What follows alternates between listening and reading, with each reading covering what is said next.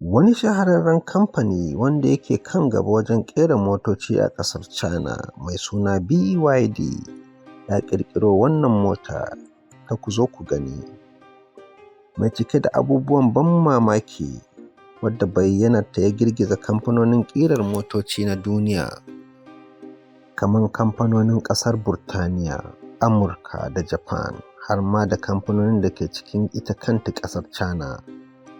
Gabatarwa da duniya wannan mota mai suna Yangon SUV BYD ya yi sanadin masu ƙirar manyan motoci na duniya sun saki baki, sun raina kansu suna mamaki saboda kasancewarta gagara misali da kowace irin shahararriyar mota da aka taɓa ƙerawa a tarihin duniya. Wannan wata gagara gasar mota ce wadda ƙasar China suka ƙirƙiro, wadda kuma ba a taɓa ƙera mota mai siffofin sarrafawa a duniya irinta ba. Bari mu kutsa mu ga dalilan da suka saka wannan motar ta kera kowace irin mota a tarihin ƙirƙirar mota a duniya, wadda ta tserewa duk wata mota da aka taɓa yi domin nishaɗantarwa. Na farko, ita ce kaɗai mota wadda za ta iya juya gabanta ta fuskanci baya, bayanta ya fuskanci gaba, tana wuri guda ba tare da juye-juyen sitiyari da saka giya ta reverse da cirewa ba. Abin nufi a nan shi ne za ta iya yin kwabo tana wuri guda. Abu na biyu kuma shi ne za ta iya matsawa gefe zuwa wani sashi ko wani kwiɓi ta cike sararin da ake so ta cike ba tare da kwan gaba kwan baya ba, kamar yadda ake yi wa kowace irin mota. Wannan mota za ta iya matsawa gefe ta kauce wata barazana kamar rami ko karo gaba da gaba da wata motar a yayin da take tafiya a kan hanya. Wani abu na musamman a kan wannan motar shi ne za ta iya bi ta yi tafiya ta cikin ruwa, ta sulala tamkar jirgin ruwa. Bayan an danna na'urar da za ta sarrafa tayoyi huɗu na motar domin yin iyo, wannan motar Yangon SUV tana iya yin iyo na mintuna 30 sannan ta yi gudun mil 1.8 cikin awa guda a cikin ruwa. Amma abin la'akari a nan shi ne an yi wannan nau'i na iyo ne domin tsira daga wata annoba kamar ambaliyar ruwa da makamancin haka.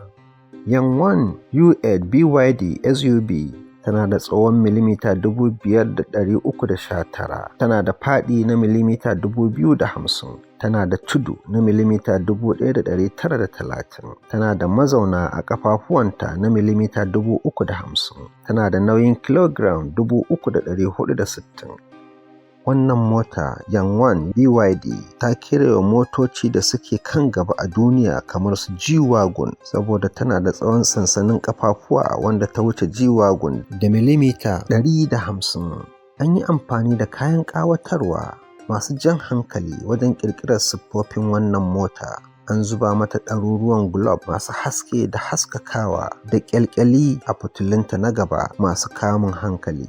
Manyan fitilun motar suna da tsayi tun daga goshinta aka dasa su kamar tozali zuwa kowanne kwiɓinta. An yi mata ƙafafuwa da kibari waɗanda suke taimaka mata wajen tafiya kan hanyoyi masu tsandauri ko cikin hamada da kowanne irin tudu da kwari ba tare da ta kafe ba. Wannan mota ba a yi ta don ta shiga rami ko ta shiga wani tsauni ta kafe ba ta kasa dawowa gida. An ƙera ta da tanadar mata kayan alatu daban-daban a cikinta. A bayan steering, dashboard ɗinta yana da faɗin inci 23.5. An ƙera wannan mota yayin da aka tanadar mata kayan alatu daban-daban a cikinta. A bayan steering ta wato dashboard ɗinta yana da faɗin inci 23.5 domin nuna wa direba duk bayanan da yake buƙata a lokutan da yake tuƙi, kamar adadin gudu da abubuwan da ake buƙata a sani a yayin da ake tuƙin mota. A tsakiyar dashboard ɗinta kuma akwai TV LED mai tsawon inci 12, faɗi inci 8. Sannan a gaban mai zaman banza wanda yake gefen direba akwai TV mai tsawon inci 23, faɗi inci 8, soft touch domin nishaɗantar da shi. Akwai kayan sauti na zamani yayin da sauti zai dinga fitowa daga speaker har guda 22 waɗanda aka ƙera wannan mota da su.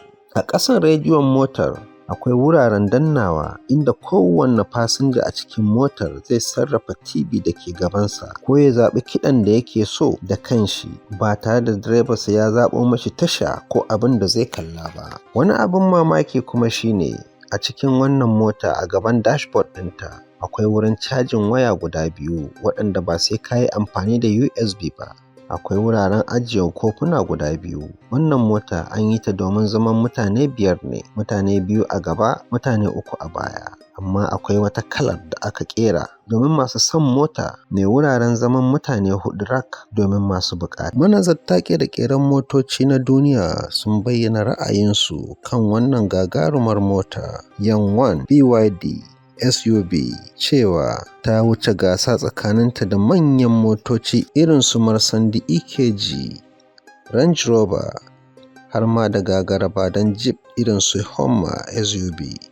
Wanda ya fara tsurewa a kan wannan mota ta ɗaɗa shi da ƙasa ba wani bane illa gwamnan California Gavin Newsom, wanda domin nuna himmar shi bisa wannan gasar mota ya tashi a jirgin sama tun daga ƙasar Amurka zuwa ƙasar China domin ya ɗana wannan mota. Bayan gwaji da ya yi sai ya yaba matuƙa, ya ambata cewa lallai wannan motar ita ce kan gaba wajen jagorancin ƙira ta irin wannan zamani. Bayan ziyarar wannan gwamna na California daga ƙasar Amerika, Mr. Gavin Newsom, a wajen ɗanawa ta siyi zuciyar shi ta biya kuɗi lakadan. A maimakon ya sai guda, sai ya siyi guda 2. Kada kuma ku manta ku yi liking, ku yi subscribing domin samun ire-iren waɗannan tarihin.